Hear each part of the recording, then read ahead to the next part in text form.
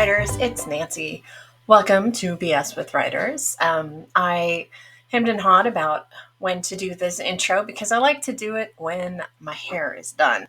But I worked out this morning and I went and got my hair did yesterday, which for me just means having somebody handle the gray, keep the gray at bay, if you will.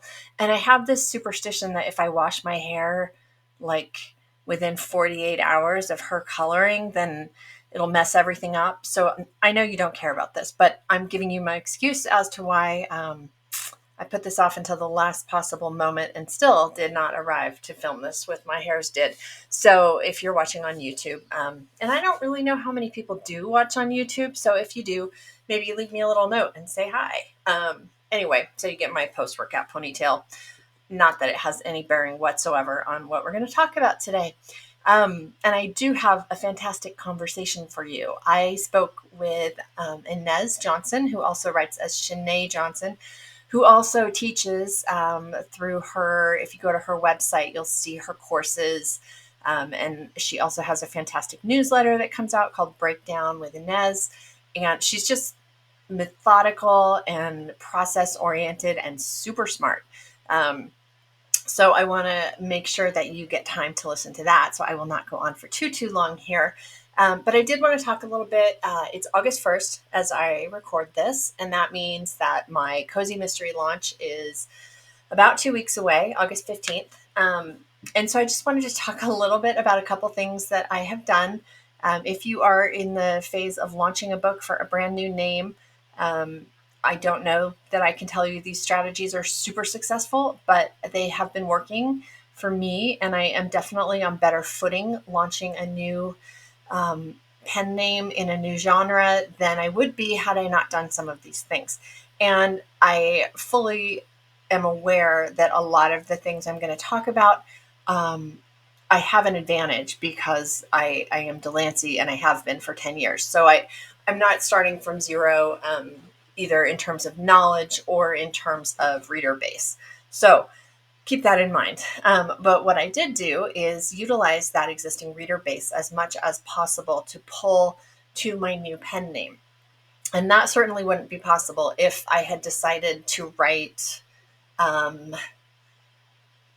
lots of other things. Like if I suddenly decided I was going to write straight erotica or very murdery things, because I know my audience, and my Delancey Stewart audience is women 35 and older, usually with adult children or pets or semi-retired, moderate level of education. Some are on disability. I do a ton of surveying, so I know my reader base. They are women. They are older women, and they enjoy things that are somewhat lighthearted. So as long as I stayed in that vein, I knew that I would be able to pull some of those readers. And before I started really announcing that I was going to be Nancy Stewart, I started asking them about their preferences in cozy mystery, what kinds of things they liked. Did they read it? Who did they read? And I used all of that data to help decide how to structure my first cozy mystery series to give me the best chance of pulling as many readers as I could with me. So I did all of that under the name Delancey in my weekly newsletter, talked about it as the ideas were coming to me as I was starting to build, and had a lot of those people move over to, well, I'll be honest, not a lot of those people really, but I have had a lot of feedback. So I think people are waiting. As I started building the Nancy Stewart name, I gave them the opportunity to join that newsletter. I also have been talking off and on about the book itself, what's included. At any rate, I have given them, buy links and things. I solicited for an ARC reader team and ended up picking up about 45 readers, which is great. My Delancey team is about 100. And then I also, the other things I did kind of outside of Delancey is I did buy a spot on NetGalley through the Victory Editing Co-op, which I've had great experiences with that. It gives you an idea kind of where the book is going to hit before you actually publish it. And it also helps you generate reviews as the book first comes out, especially on Goodreads. So in order to kind of stack onto that, the Goodreads reviews that were coming in through NetGalley and my ARC team, I also went ahead and set up a Goodreads giveaway. So I'm giving away 100 e-copies of the book. And so I've had about 1,000 entrants at this point. I think I haven't checked it in the last day or two. But every single one of those people will get an alert when the giveaway is done, and that is the day before the book actually comes out.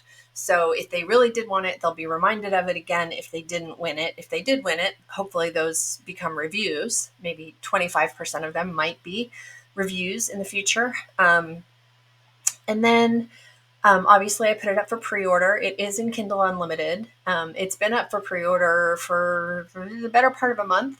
And while those numbers are not anything close to what I get with my Delancey books, because I'm an unknown quantity as Nancy, I am close to 100 pre-orders, which seems pretty good for me for a brand new unknown name. And then the very last thing I will tell you about is I've been chatting with a lot of cozy authors through different groups on Facebook and Clubhouse about whether TikTok is a viable means of promotion for cozy, given that our reader base tends to be older. There's a lot of kind of the idea that this is not a place that you can market cozy mystery. And I disagree.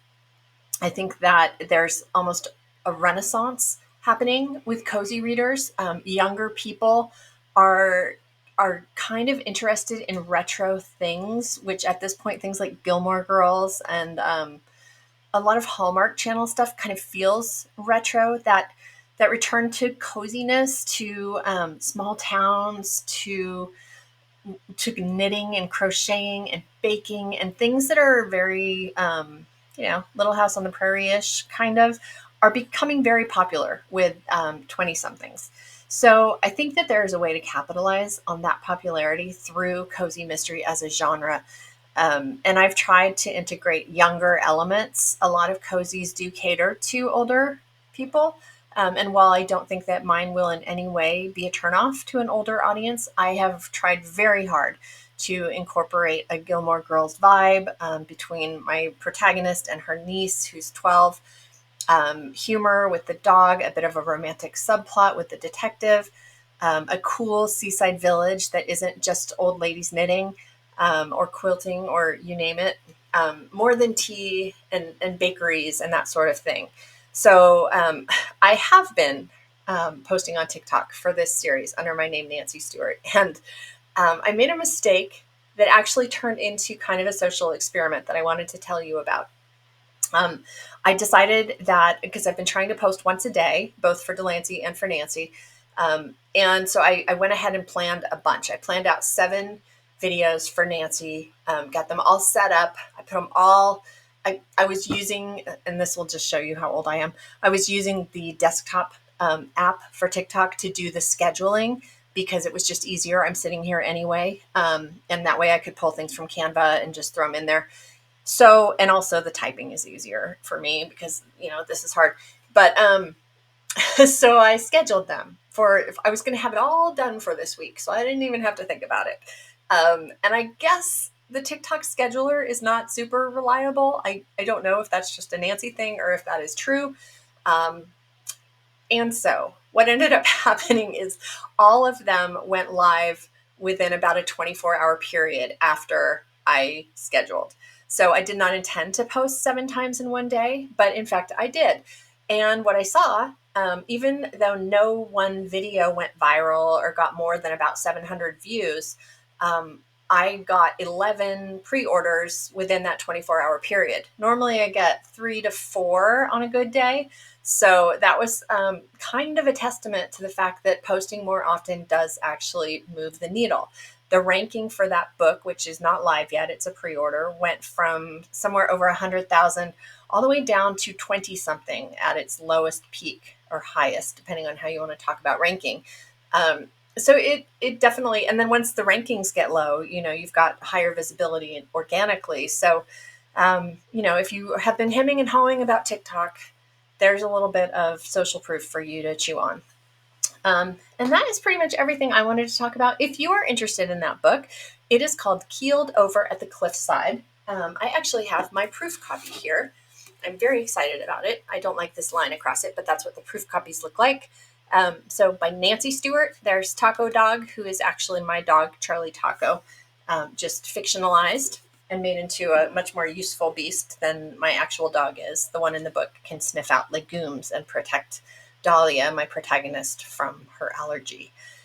Anyway, I hope that you guys are doing well. I hope you will enjoy this interview with Ines Johnson. She is a firecracker and super, super smart. So let's get into it. Ines, thank you so much for joining me today. We're going to BS a little bit. And the way that I would love to start is just to have you introduce yourself a little bit, talk about what you write and sort of where you're at.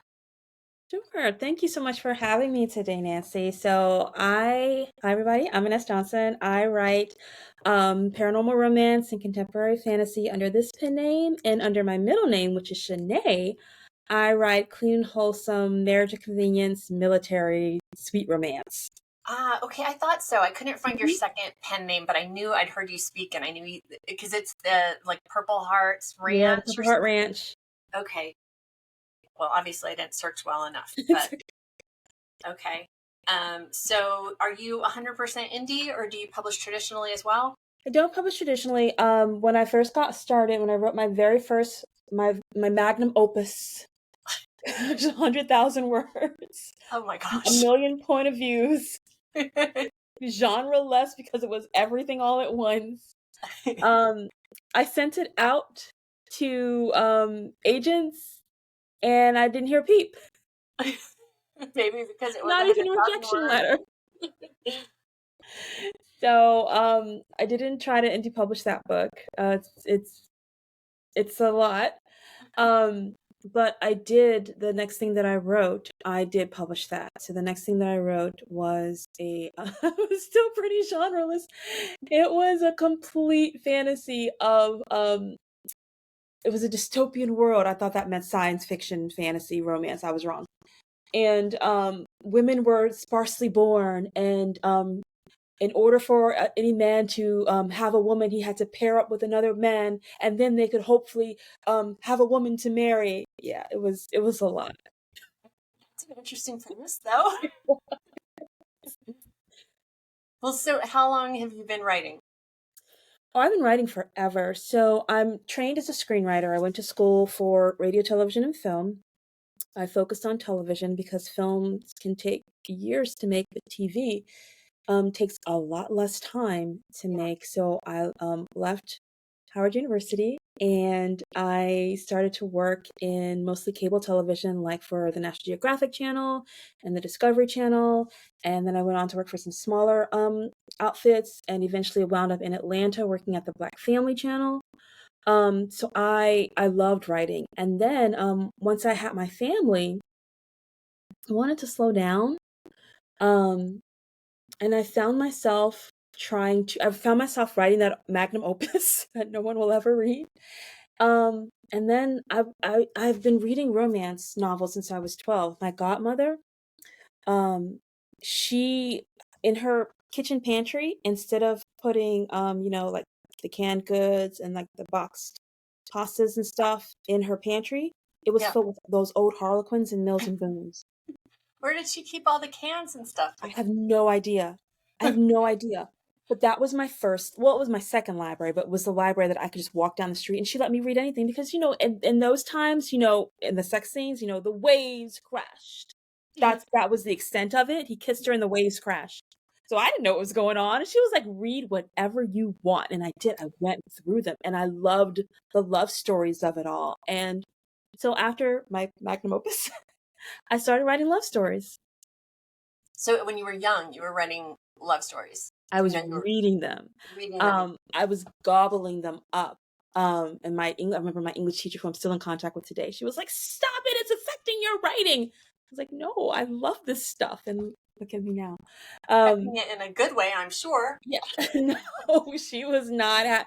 She thought, yes, as a lot of English teachers do think that you're going to be like some literary ingenue, and I was not interested in that. I was interested in the kissing parts. In the kissing books. Okay, Mm. so you're pretty. Sorry, I'm trying to get up my little thing of questions just in case I need inspiration. Normally, I just go. Okay. Um, so, are your all of your pen names, all of your books are romance first? I only speak romance. Okay, that makes sense. Um, and so, how long have you been publishing romance professionally? Published my first book in December of 2014. It was that MMF dystopian romance, and I made $100. I'm so proud of that first $100. You have no idea. I have some idea. I mean, that was about when I started publishing too. So I was like, $5? I made $5. Right? So it all couldn't have been from your mom and your friends. Yeah, no, because I gave them the book. Yeah, Okay, well, so you have done this for a decade my now. gosh. You've seen, I'm sure, a lot of changes. What are, if you could put your finger on like a couple of the biggest shifts, either that you have taken in your career or that you've seen in the romance in terms of what readers want or what you feel like you have to do in romance specifically, what would they be? The biggest shift that I've seen is the TikTok generation of readers. The way that they are talking about story, the way that stories are crafted and constructed for them is different. It's not a bad different, but it's different. And again, I was consuming romance in a certain structure since I was 12. So to Right. watch them do it and to have my brain shift a bit, it's an evolution. It's a good evolution. So I'm a student of plot structure because I came from television and that's what we had to do. We had to plot around commercial breaks and week-long breaks and then seasonal breaks. Right. So I learned structure is the first thing that I learned. There was no such thing as a pantser. I didn't learn pantser. I learned that word like 10 years ago. Um, but what's so interesting about what I call the book talk generation is they are looking for key scenes. Very specific. They're not even just the tropes. They're looking for micro tropes. You know, you've heard them say like the my wife. And it's not that it's just only one bed. It's only one bed with a grumpy sunshine and he calls her my wife. And if you touch her, you die. They're looking for those very specific things. And if you tell them on TikTok that that scene is in your book, they will run grab it just to get to that scene. Whereas I feel in the generations that came before them, we were looking for we were looking for the complete emotional arc. We were looking for the bigger, broader tropes. And Yeah. so it's just gone from like large to medium to small in a sense of where the focus is. And that's just so fascinating to me to Yeah. watch. Well, so how does that change the way that you approach building a book? Do you make a list of these scenes that must be included? Yes. So you Yes. almost write from TikTok to like in your head, you're like, okay, I'm going to talk about that I have this and this and this because I know that's what's going to pull them. So what I've started doing is I've started writing the blurb first and making sure that there's a TikTokable moment in the blurb because that's what grabs attention. And not only does it grab book talkers, the younger book talkers' attention, it grabs our attention too because it. I feel like it's signaling because when we talk about readers or mood readers, they have a certain catnip that they want, meaning they want a paranormal romance with an alpha shifter who will call her mine, who it's insta love. We know the experience that we want to have. And if you can signal that, you're gonna get a reader faster and they're probably gonna stay with you longer if you fulfill the promise that you said that you were gonna make for them. So when I'm still completely crafting my books along, for example, the romance beats, Gwen Hayes's romance beat structure. That's one of my favorite plotting structures. Or I love Save the Cat. I love again. I came from television, so we have all these plotting devices in our back pockets. But I'm still going to plot according to that. But when I look at the meet cute, I'm going to say, can this be insta love because that's really hot and popular. I'm gonna get to if you look at Save the Cat, they have the fun and games, which is the falling in love scenes. Well, in those, can I do anything where he says, you touch her, you die, or something like that? Can I put that into that structure that I know so well that I know no matter what kind of romance writer you are, no matter what kind of romance reader you are, even though you might not know these this architecture that I'm talking about, you know it. You might not know the words for it, but you know what it feels like. So I'm still building based upon that blueprint, but now, instead of we loved like a 70s type design, I'm doing something that's more farmhouse, right? So that's what's changed is the style has changed. You're still going to build a house the same way, following the same rules, but the interior design has changed. Sense. I like that analogy. And so, can we name some of these micro tropes that people get excited for now? Like you've mentioned, kind of the possession, the she's mine or my wife. I've heard good girl Oh my is a gosh. big one.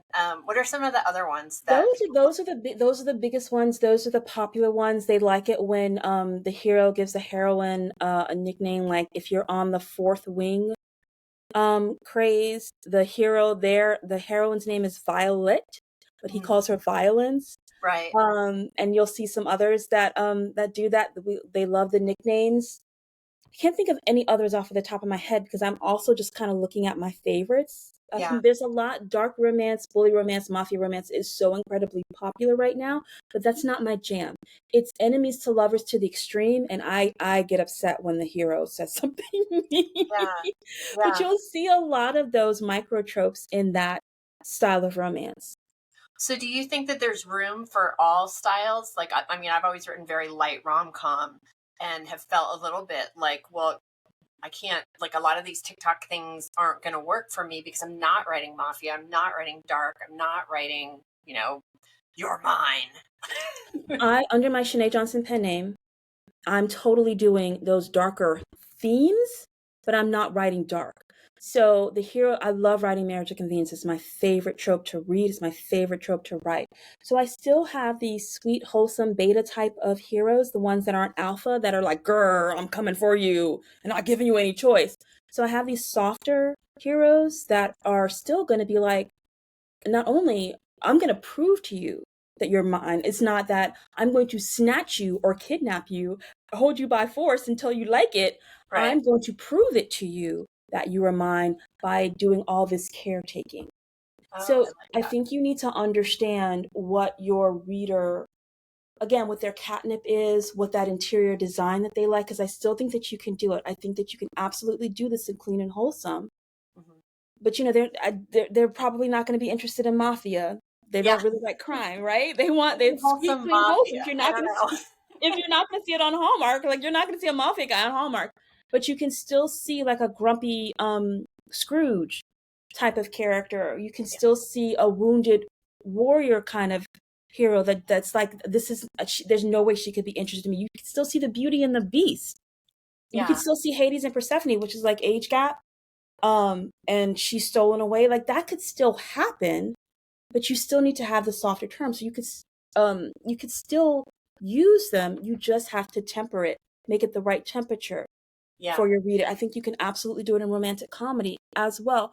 I'm inhaling Tessa Bailey just did a Fangirl Down, and then there's another one that just came out, and Mhm. she's absolutely putting those tropes in. Hockey romance is crazy popular right now, and she started the I think she calls it the Hot Shot series. It started with a golf hero, but it's so and then she did the hockey hero. But it has so many of those micro tropes in there, even though this is a romantic comedy sports romance, Yeah. that you're like, yeah, give me some more, give me some more.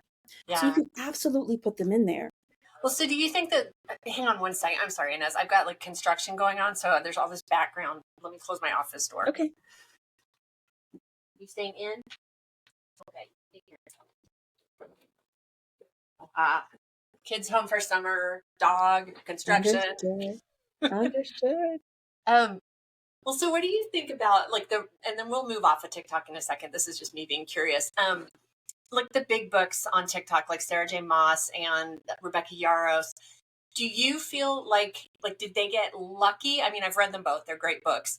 Did did they construct their books specifically to hit these micro tropes, or do you think that those books in some way kind of inspired some of the readers to start looking for those things that they love?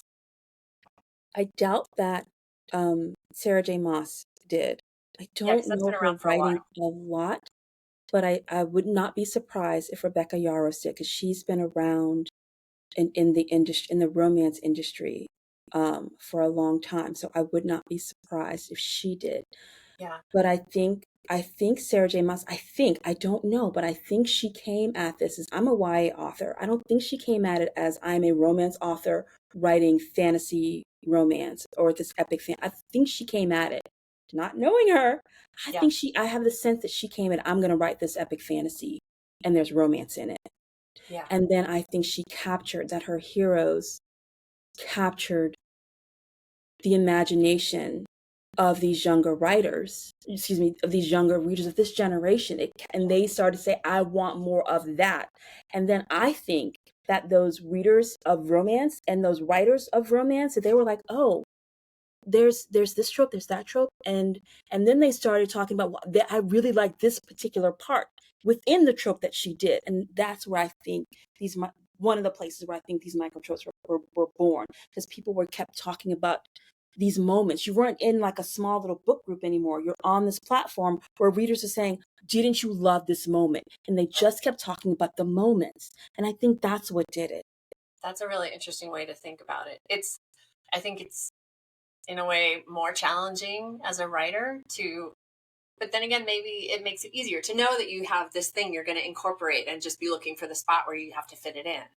Um, all right, well, let's kind of slide to the right a little bit. So you have, I mean, dec- decades is not the right word. Tens, or trying to say you have a lot of books out. I At do have a least, lot of books. how many books are we I do not talking about? know. I stopped counting at 100. Oh my gosh. Okay, so I still can't find the right word. I'm trying to find a word that means hundreds, but I guess it's just I have hundreds. over 100 books. um, okay, that's good to know. So all of them have been planned. You are not a discovery writer. You are more of a plotter. I I struggle with that because of where I came from. I came from a place where there's no such thing as pantser or discovery writer. I come from a world where plotter, that word plot, that is the structure of a screenplay. It's an understood language. It's a shared language that we have. So Right, when people say, "Are you a plotter? Are you a pantser? Are you a discovery writer?" all I can say was, well, I understand structure. So I don't, if I feel like sitting down and writing an outline, I can do that. And sometimes I do. If I just want to sit, if I'm like, yeah, I don't need the outline. I know where the story is going. I can sit down and just start writing because I know the structure. So right. I struggle with how to talk to people Well, I about don't. that. That's not that different, I think, than most discovery writers. I mean, anyone who's written a few books understands the beats they have to hit, Mm-hmm. understands kind of where the story has to go to Mm-hmm. fulfill the promise of whatever genre they're writing in. So I think for discovery writing, as long as you see the path ahead of you, you just don't necessarily know, what kind of flowers and plants you're going to discover on that path, and they may surprise you. Is that kind of a more accurate description of? Because I talked to people who write 30-page outlines, like they know Mm-hmm. conversations that are going to be Mm-hmm. had in chapter 36 even before they start writing chapter 1, and that always blows me away because that level of planning is not a possibility for I have me. done that before. I have sat down and just started to write before. I have sat down with little bullets and written. So that's why I say this is a conversation. Sure. I'm not sure how to have it with someone who's not a screenwriter, because that we sit and we think about the structure, and then we write, whether there's an outline or not. So every book maybe kind of tells you Part what it needs to be. Yeah. Every book That's is interesting. probably a little bit different. I'm also number one discipline on the Clifton Strengths, but I'm also a number two achiever, which Huh. means that I like to do things the same, Yeah. but then I need to do it a little bit different the next time because I need to achieve something new. Uh-huh. So if I sit down and I do an extensive outline on this book, the next book I'm like, oh, I kind of already did that. Let me just work from a bullet point. And then Yeah. I do that. And I'm like, okay, I did that. Let me just sit down and write. And then I might go back again and like I have another outline, but this time let me try it with the heroine's journey. My brain wants to achieve something new. That makes sense to me. Okay, fair. Um, well, so where do your this is an interesting question for a writer who's got so many books out, because I can sort of anticipate what you might say, but I will ask you anyway. Where do your ideas come from? Do you ever struggle to think of the next thing to write? So when I first started, I just wrote what I wanted to read. So I wrote that MMF, dystopian hodgepodge. Then I wrote the Cinder Mama series. I'm a single mom. I got divorced when my kids were 8 and 6, and I wanted to tell fairy tales about where single moms were the heroines. So I did that because that's the story that I wanted to come true.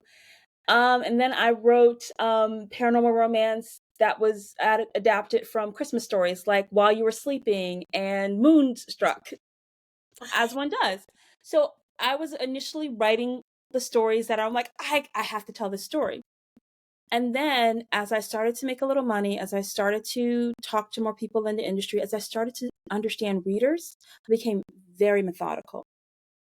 And so as I started to understand the market and what the market was and where the market was, I started to look at what is the market doing? What does the market want?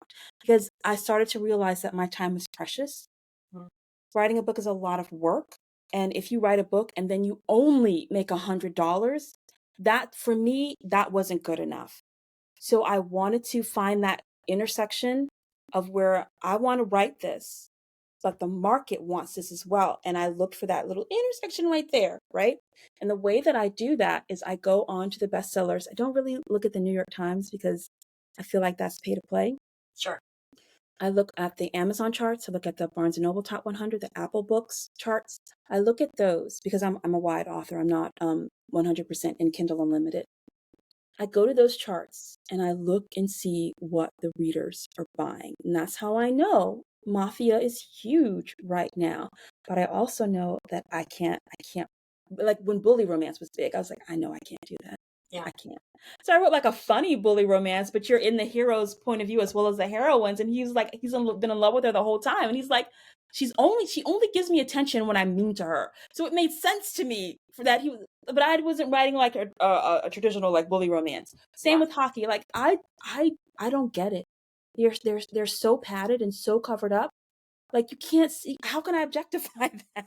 husband is like, I don't understand hockey romance. Like, are women really into guys with no teeth now? And I don't think that's it, honey. That's not it. It's still a form of alpha, and I understood that. It's a form of alpha. It's a form of billionaire romance because they should be well to do. It's found family. So I get all of that. Yeah. But I was like, I'm not interested in learning because I don't watch hockey. Like when soccer romance becomes popular, I'm ready. But it's not right now. So and I'm not into hockey romance. So I was like, okay, I see that that's popular, but it's not what I want. But I'm also looking at, well, what do these have in common? Same thing with Mafia and hockey. There's found family there, or some type of family. We love That's one of the things that romance readers love. We love that community. We love community, whether it's built from a brotherhood or it's built from a sisterhood. We love that. We love strong men. That's the whole alpha. And billionaires means that he's like the best at his business. If he's in hockey or if he's in the mafia, again, he's the best at what he does, and we love that competence. So I understand things like that. But then I'm still looking for, well, where can I fit? Where can I take what I know readers want and I can fit this into what I want to do? I love paranormal romance. I love contemporary fantasy. I love the Hallmark Channel. So that's where I started to figure things out. My sweet pen name writes mostly military romance. So I've got these soldiers. They're either on a ranch or they're in a small town, and I get to write my marriage of convenience because I love that. So again, I'm taking all these things that I know that the market wants, and small town romance is evergreen. Cowboys are evergreen. Military comes and goes with the amount of popularity, Yeah. but I can still sell the alphaness Yeah. of that hero. So I know what I've got it over there. Paranormal, I love shifters. I love shifters. I love vampires. I love wizards. Like I want more wizards too. So again, I can take what I love and then again take all those elements and put it in there, and then make sure that I have a TikTokable moment that I can put in my blurb to let people know, hey, this is in here. But then always remember, because these trends come and go. So I can always go and change my blurb to Sure. highlight something else. Like if I was highlighting that he says touch her and die and she's mine and she's my wife. And then if that ever falls out of favor, I just go in and change the blurb. I still have found family in there, which is forever. I still haven't some type of an alpha competence porn man. Yeah. And I can always come in and change that too. But those other foundations, the foundational structure of a romance novel, these key tropes are in there. And then I have these moments that are in there as well. Yeah. I feel like I'm getting a one-on-one class. Thank you. You're welcome. All right, awesome. Well, so we've talked about market research. We've talked about kind of where you find ideas. I'm assuming that you're a pretty quick writer. I What's was the I've trained production? as a screenwriter, so 13 episodes a season, sometimes 2 seasons a year. And nobody told me I was only supposed to write one book a year. Are we only supposed to write one? So how much, what's a typical year? It varies. And when I put a deadline on a book, it stresses my brain out. Just like what I have, I'm a planner. I'm a planner in that I love planners. You can't really see behind me, but the amount of books that you have on the shelf behind you, that's probably how many planners I have. Okay. This Well, I can office is see there's something on the wall that looks like yeah, it's got that's my pipeline. You can't really see it. That's my pipeline. nice. That's all. That's how I like lists. I Mhm. don't want you, I can't put stuff on a calendar and say it has to be done by this date because then I get, if it's like, if I say I'm going to start writing this particular book at 8 o'clock in the morning and it's 8:01, I screwed up. I'm done. I can't recover. My brain works like that. So I Yeah. work better in lists. So what you're seeing kind of over my shoulder is my list of books for the year and the progress that they're in. That works great for me. I know the books that I want to write Yeah. this year, and then I just move them. Oh, that's like a Kanban board. It's this one. These are the ones that I want to write, but But they Annette, don't have any date assigned to them, and then I I just can move them see over. like 20, Yeah. 30.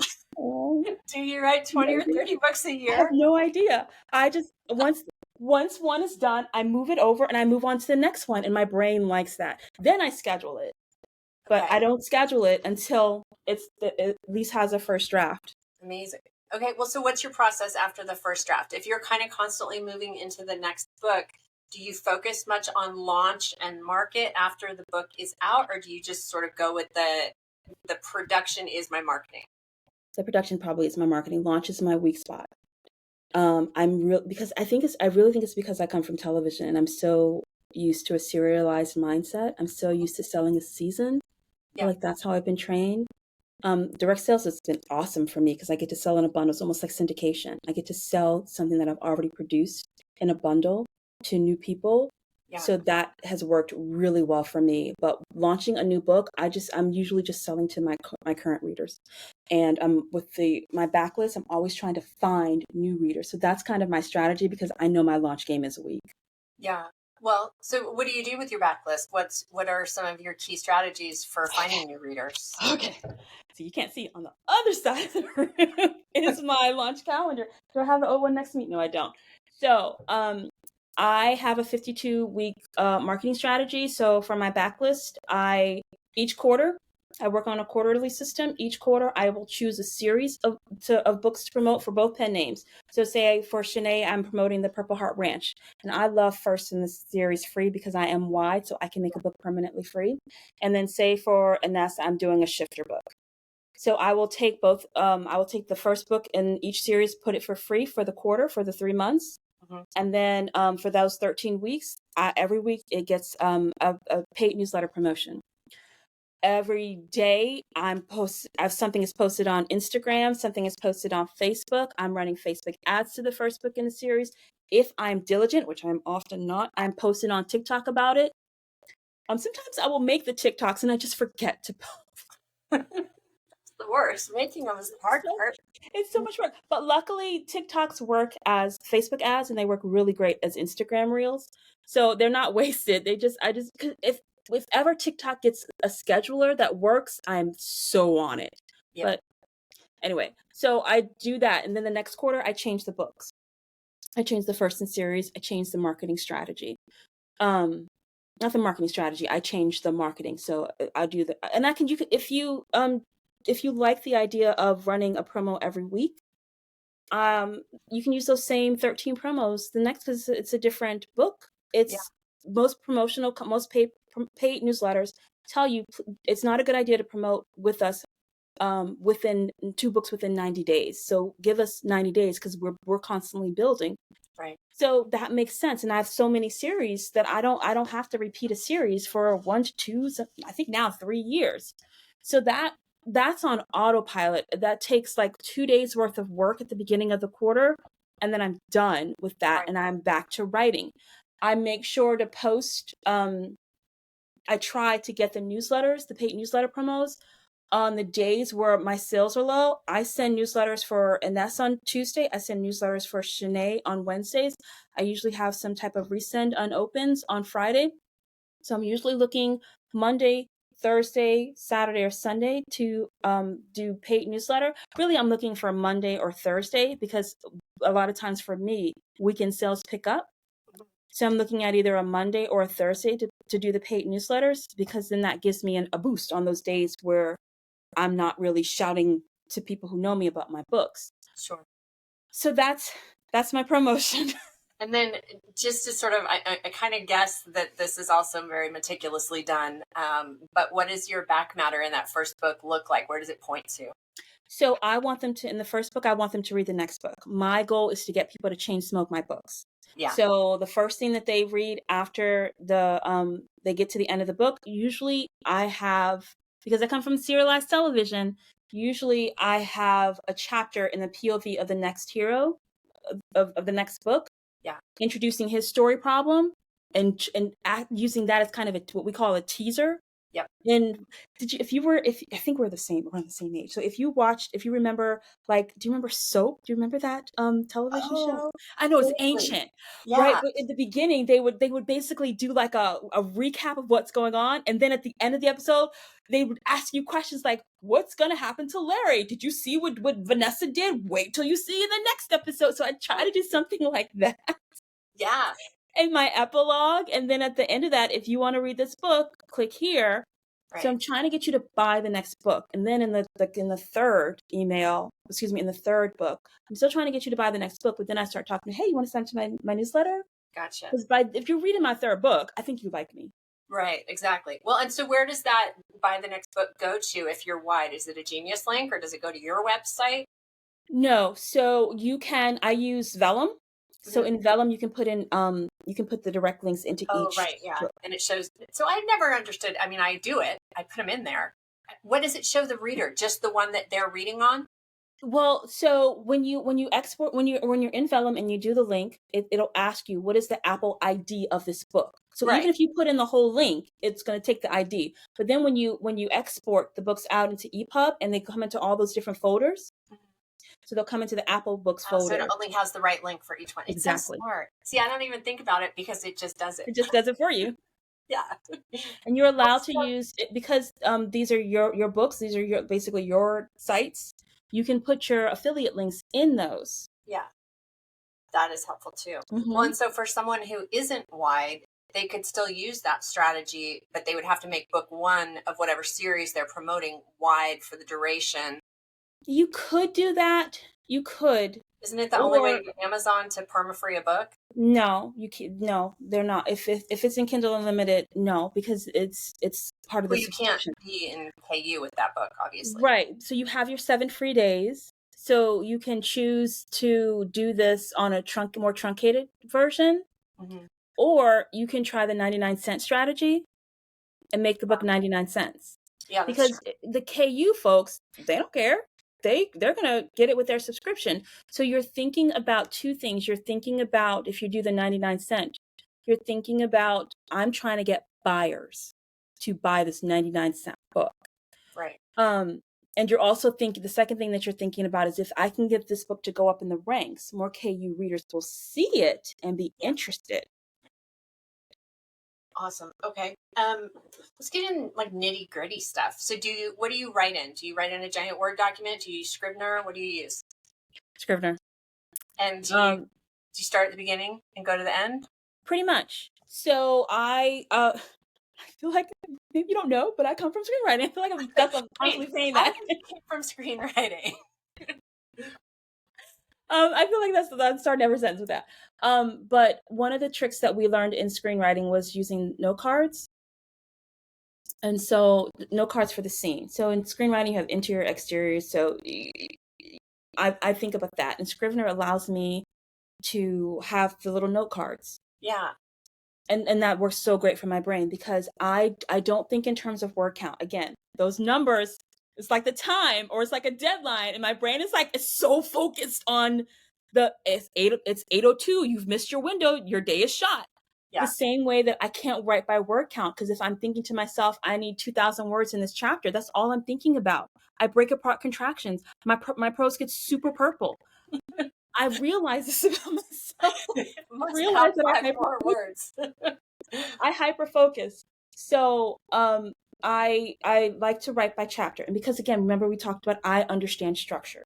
Yeah. So before I write a book, like even though I don't always outline, I'll outline if I need to. I will definitely outline if I'm working with another person because again in television, like when you have the writer's room and you're in the writer's roundtable, a lot of times writers are sharing ideas because my episode is going to impact your episode. So I need to know what your characters are doing. Yeah. So we have a conversation about that. And maybe we do the note cards, maybe we do the beats.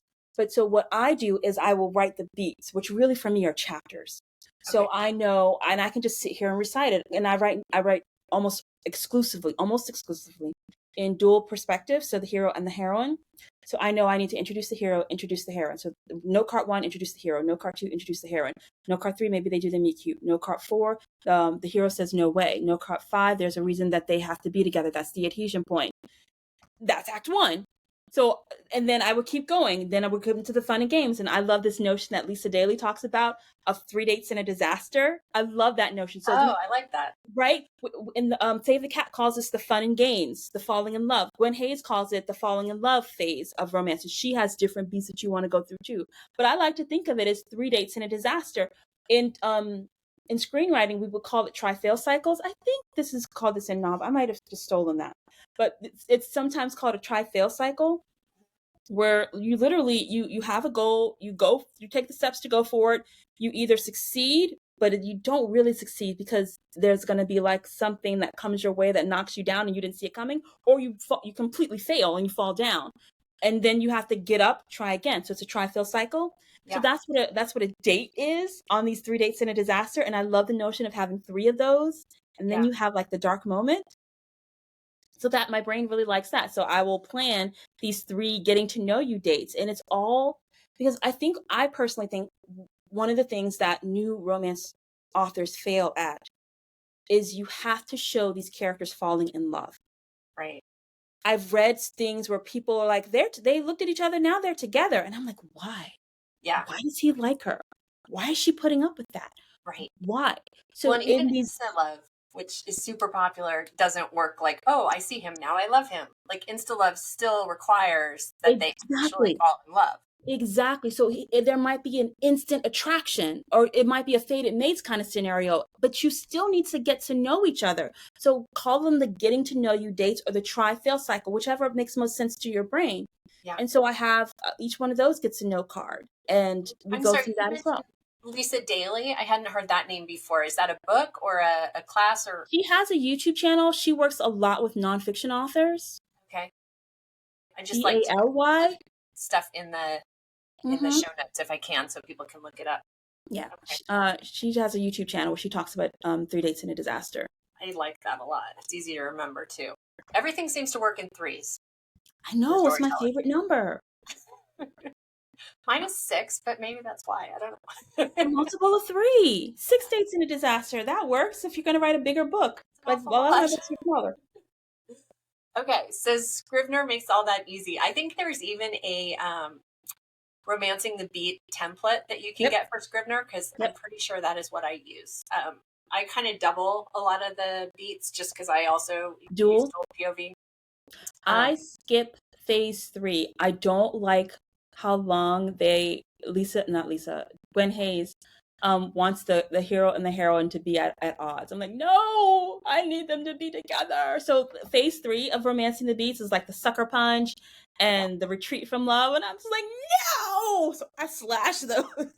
Well, so that's actually begs another question. I edit romance as well, and it has become almost trendy to not have a third act breakup.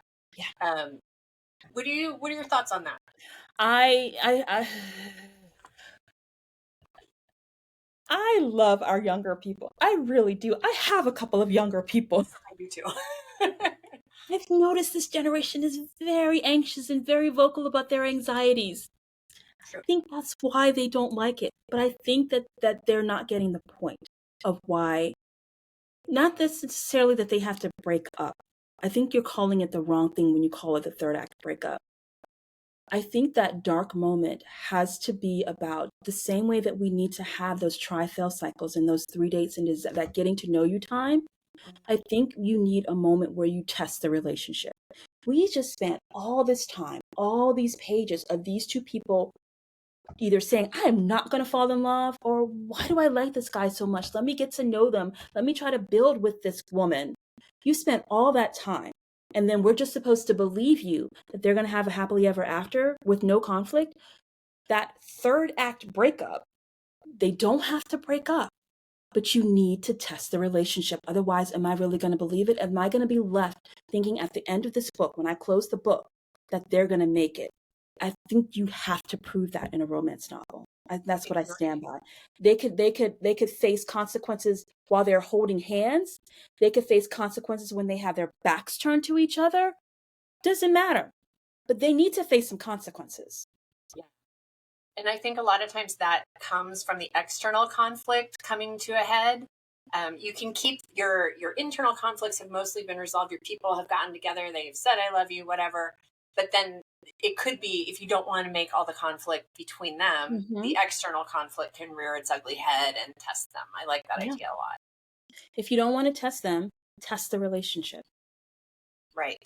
Can you stand through this thing that's Can you happening? stand the rain? Yes. We're really showing our age. Okay. Well, so what happens after you finish a first draft? I don't let it rest. I know that's really great conventional wisdom, but by the time I get to the end, I know how to fix it.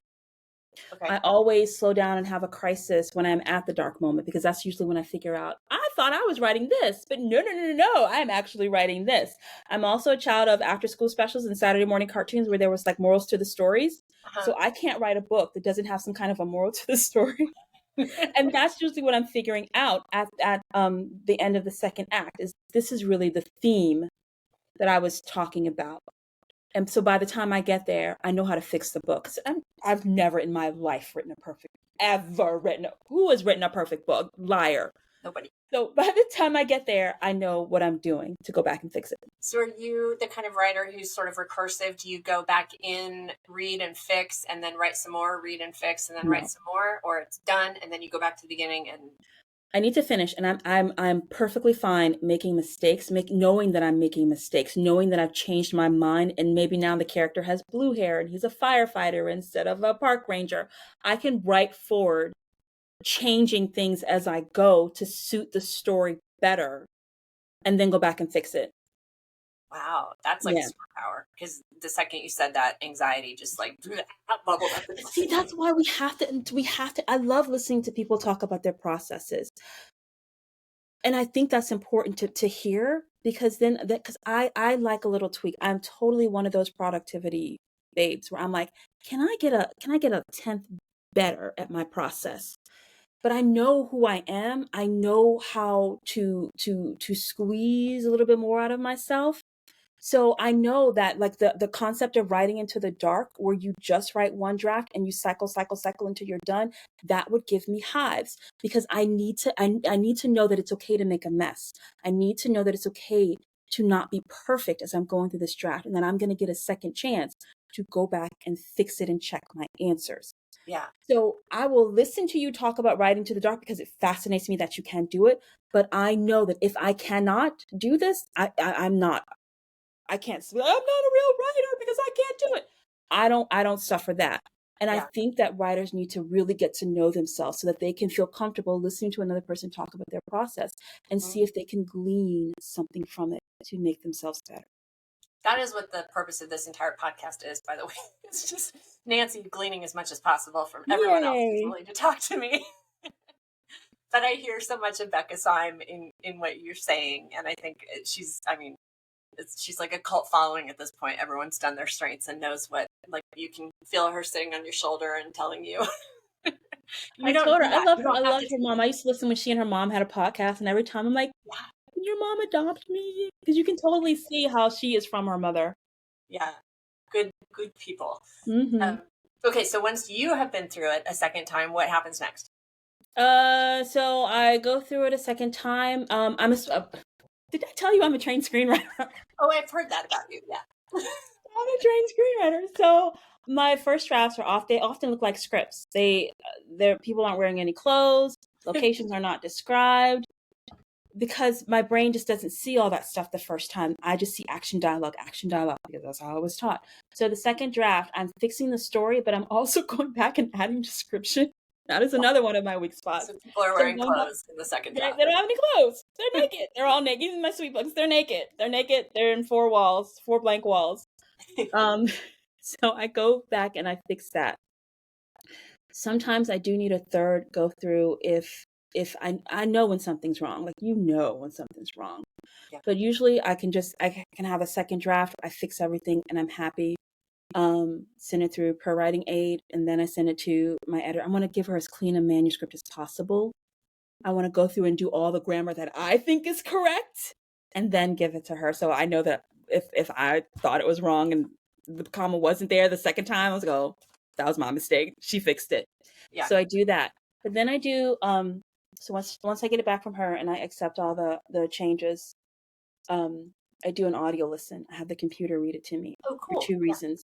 Because sometimes I introduce an issue and my editor, she's not perfect. Like she may have missed something too. This happens. So I do it for those purposes. But I also, this is when I start to pull out my marketing materials. So that TikTokable scene that I Yeah. wrote in there, I pull that out. Anything that I think will work as a Facebook ad, I pull that out. Any excerpt, I pull that out. So I'll have that all ready to go so that I can then start to make my promotional materials.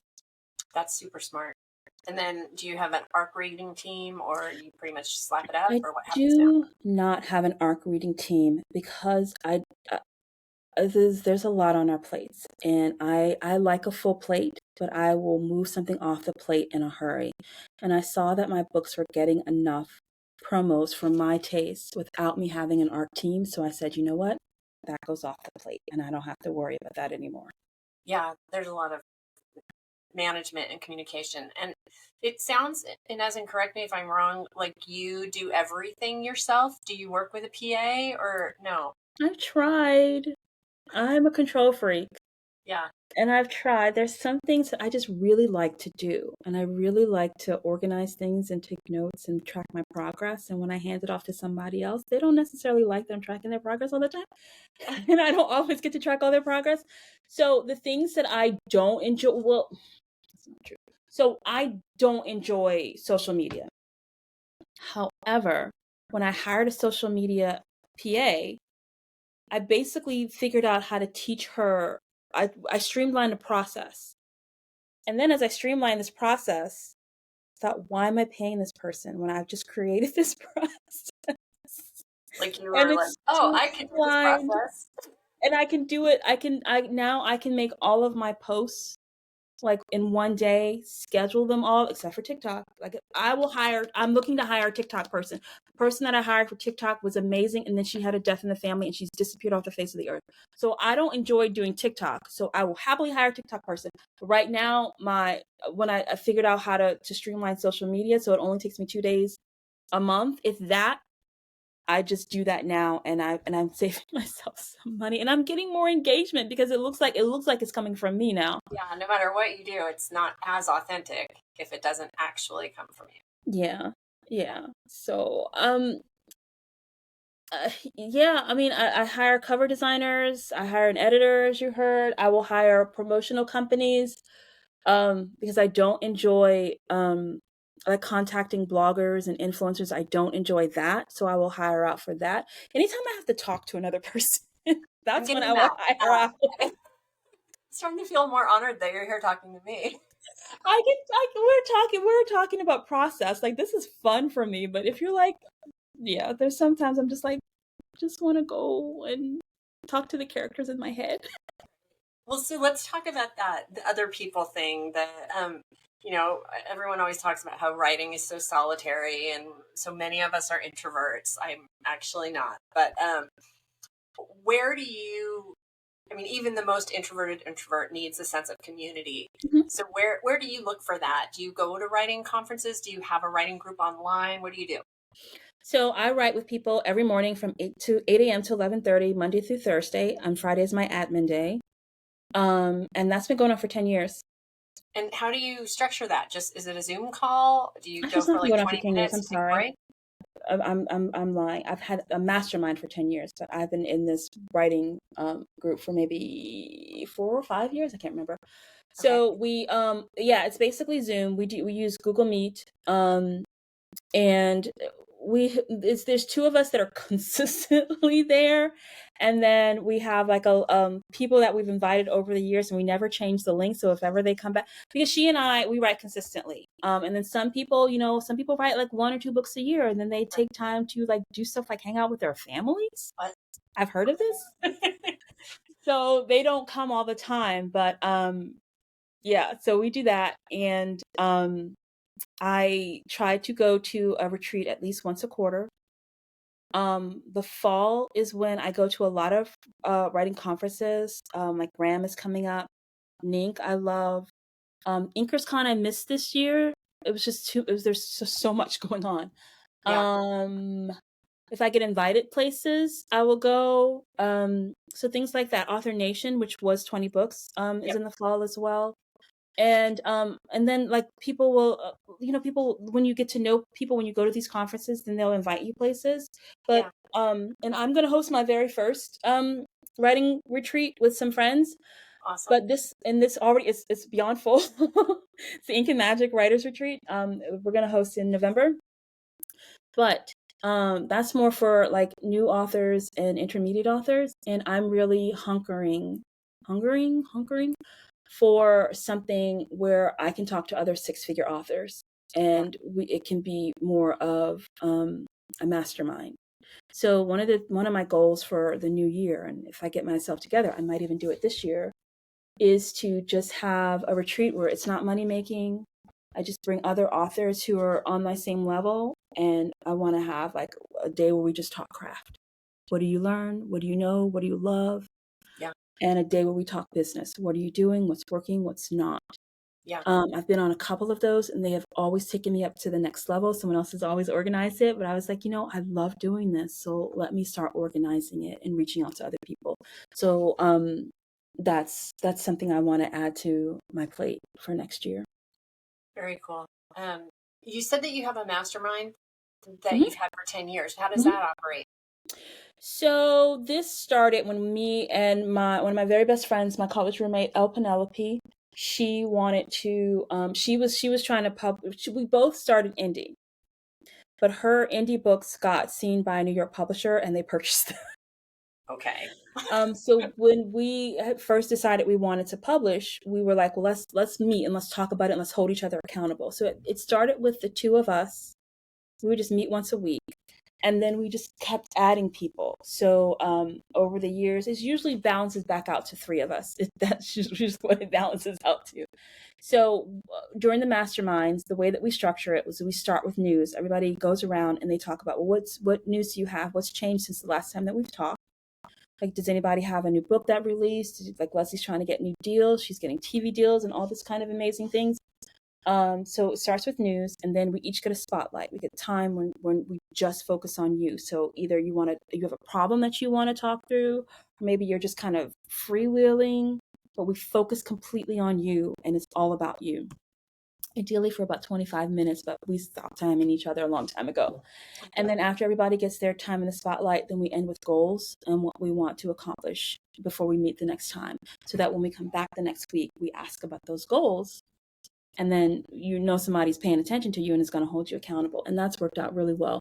We've set a lot of goals. Like Leslie wanted to sell series. She wanted to reach a certain income. She hit that.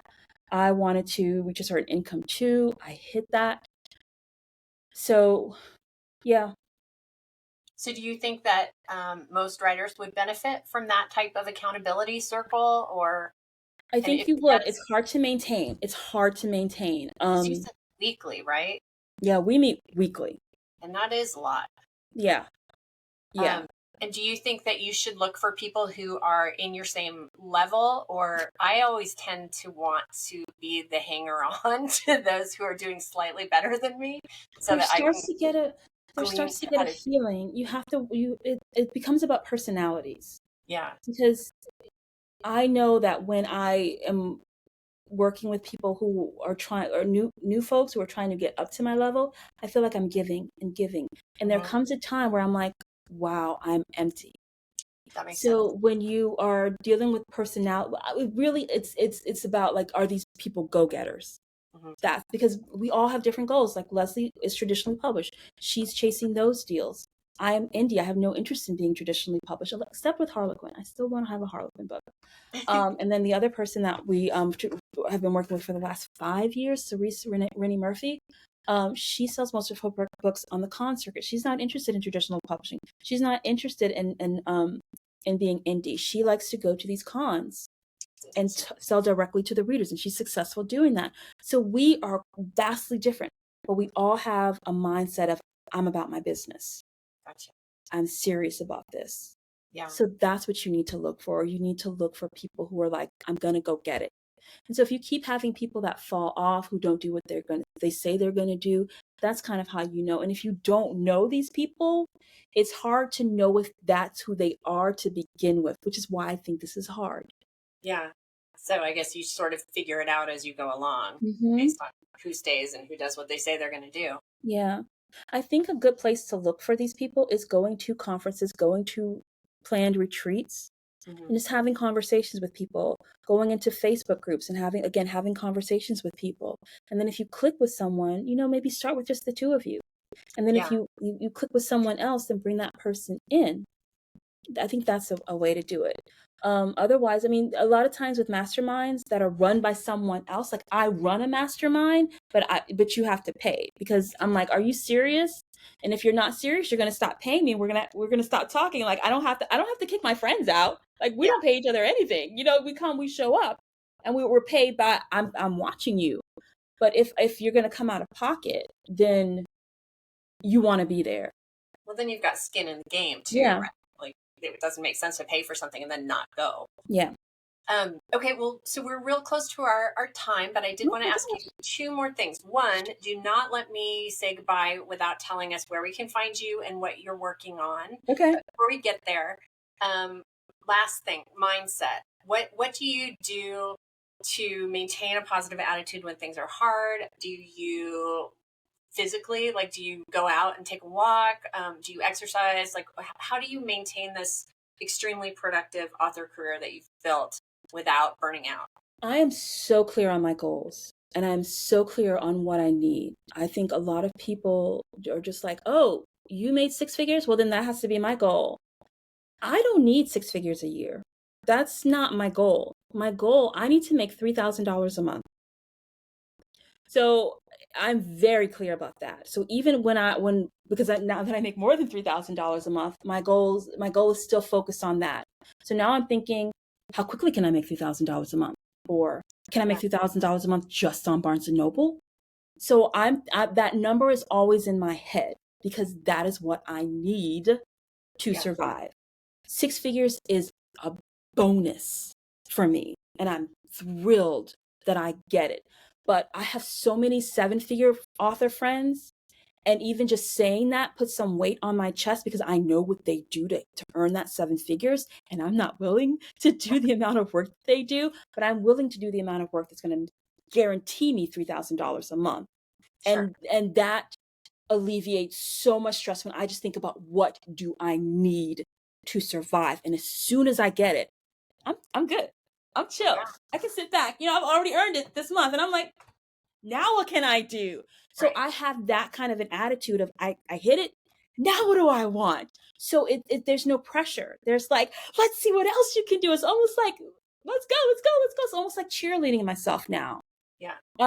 And I avoid burnout by I check in with myself. My to-do lists are short, and I check in with myself. Like, I gave myself a challenge this week. I can usually do 4 chapters a day, either writing or revising.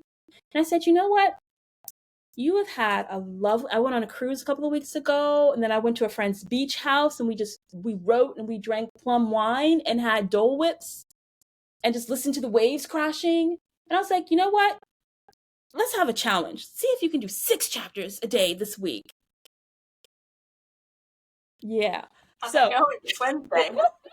and I checked in with myself. I did it on Monday, and then I checked in with myself yesterday. Yesterday was Tuesday, and I was like, I don't feel like it today. I'm gonna just do 4 chapters a day. And then today I did 4, and I'm like, I wonder. We'll see. I'm gonna take a long break, and then we'll see if I can get 2 more in. I think I'm gonna get 2 more in. But I checked in with myself, and it's not a big deal that I didn't get it yesterday. The world is not gonna end. I was just, can I have this challenge? Can I do it? If not, it's not a big deal. It's almost like you're gamifying the whole thing for I yourself. gamify everything. Yeah, I like that. All right, well, tell us where we can find Ines and Shanae, and then talk a little bit about the next books that you have coming out, and also anything else. I know that you do courses, and you talked about your mastermind, so kind of just help us figure out where to find those things. So if you want to read my semi-paranormal or my semi-contemporary fantasy books, you can find those at InesWrites.com. If you love Hallmark type of books, you can check out Shanae's books at ShanaeJohnson.com. That's SHANAE, Johnson.com. Excuse me. I by the time this comes out, I will probably have written like 2 books. But I am working on I have a series called The Marriage Mission for Shanae that I'm working on. I want to try to write. I love insta love stories. I love them, love them, love them. And I want to see if I can get into the paranormal insta love space. So I'm writing a series of paranormal insta love shorts, like 15 to 20,000 word shorts. I love that. Like, my brain loves it. So if you're looking for some of those, I'm going to hopefully be publishing those in September. If you want to take a course with me, I have a course based upon what I learned about structuring television shows that I've translated into novel writing. That course is called Page Turner Pacing: How to Write a Binge-Worthy Novel in 21 Days. And you can find that out at InesWrites.com/breakdown, which is where you'll find all of my courses. As well as I used to do a podcast, and I have a lot of cute little tidbits on the podcast. I teach a lot more courses other than that. I teach a course on how to write dirty. I teach a course on how to write sweet. And like I said, I love direct sales. It's really been a game changer for me. I teach a course on that. You can find all of those courses and more on InesWrites.com/breakdown or /PTP if you just want the Page Turner Pacing course. Awesome. That's a lot for people to look into. People, I'm using that word mostly to mean me. So you know what I'll be doing in a minute. Thank you so much for spending some time today. It's been really fun chatting with you. You can find story writing tips, tricks, coaching, and courses at our site, www.evidentinc.com. Get live feedback in our writing community at Facebook at facebook.com/evidentinc, and find past episodes of Story Strategy at our YouTube channel. Story powers the world, and we can't wait to help you tell yours.